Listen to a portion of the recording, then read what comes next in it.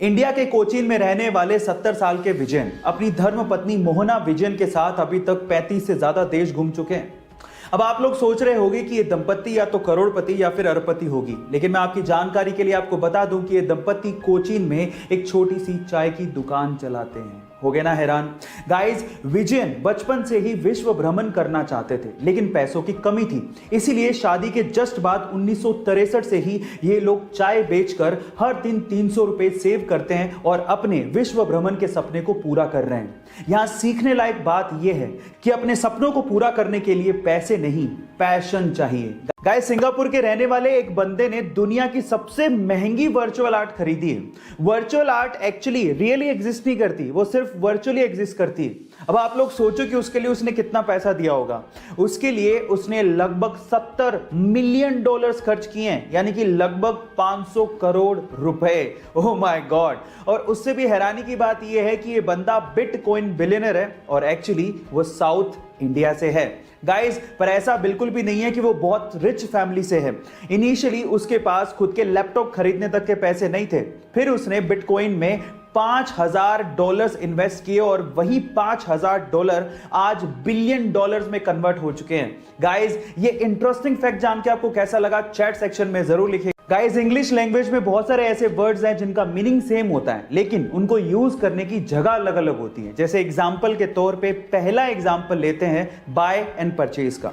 Bye आप तब use करते हो जब आपको सस्ती चीज खरीदनी होती है, लेकिन परचेज आप तब यूज करते हो जब आपको महंगी चीज खरीदनी होती है। इसी तरह से एक और एग्जांपल लेते हैं सी एंड वॉच। सी आप तब यूज करते हो जब आपको स्टैटिक यानी कि स्थिर चीज को देखना होता है, और वॉच आप तब यूज करते हो जब आपको डायनामिक यानी कि गतिशील चीज को देखना होता है ना? ये अमेजिंग। अगर मैं आपसे सवाल पूछूं कि 90 की उम्र तक आप अपने आप को कहां देखते हो, तो शायद आप लोगों का जवाब यही होगा कि या तो चारपाई पे या चार कंधों पे। लेकिन पटियाला पंजाब की मान कौर जी ने अपना एथलेटिक करियर 93 साल की उम्र में शुरू किया।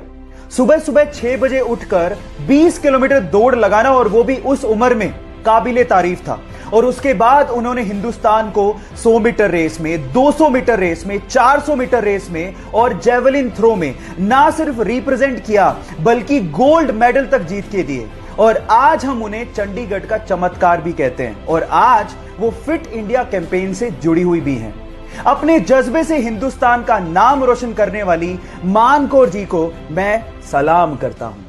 आप लोगों ने सड़कों पर चलने वाली ई बाइक या फिर साइकिल तो देखी होगी, चलाया भी होगा, लेकिन क्या आप लोगों ने कभी ऐसी ई बाइक सुनी है या फिर देखी है जो कि पानी पर चलती हो? जैसा आपका भी रिएक्शन है वैसा मेरा भी था, लेकिन यह बात सच है। रशिया ने एक ऐसी ई बाइक बना ली है जो कि पानी पर चलती है। एक्चुअली वो कार्बन फाइबर से बनी है, इसलिए बहुत ज्यादा हल्की है, और इसमें एक छोटा सा इंजन लगाया गया है जिससे पैडलिंग बहुत ज्यादा स्मूथ हो जाती है, और उसके बाद आप इसे पानी में बहुत तेजी से चला सकते हो।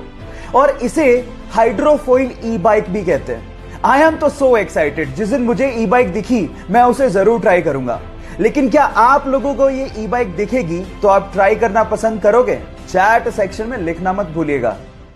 एक बार रतन टाटा अपने सहयोगियों के साथ जर्मनी के एक होटल में खाना खाने गए।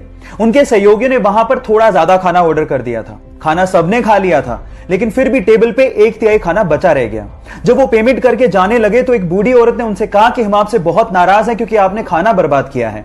इस पर उनके सहयोगियों ने कहा कि हमने खाने का पूरा पेमेंट किया है, आप कौन होते हो कहने वाले। इस बात से गुस्सा होकर उसने एक जर्मनी के एक ऑफिसर को कॉल लगा दिया। वहां पर जब ऑफिसर आया और उसने जब पूरी बात सुनी तो उसने 50 यूरो का जुर्माना ठोकते हुए कहा कि खाना उतना ही ऑर्डर करो जितना खाया जाए।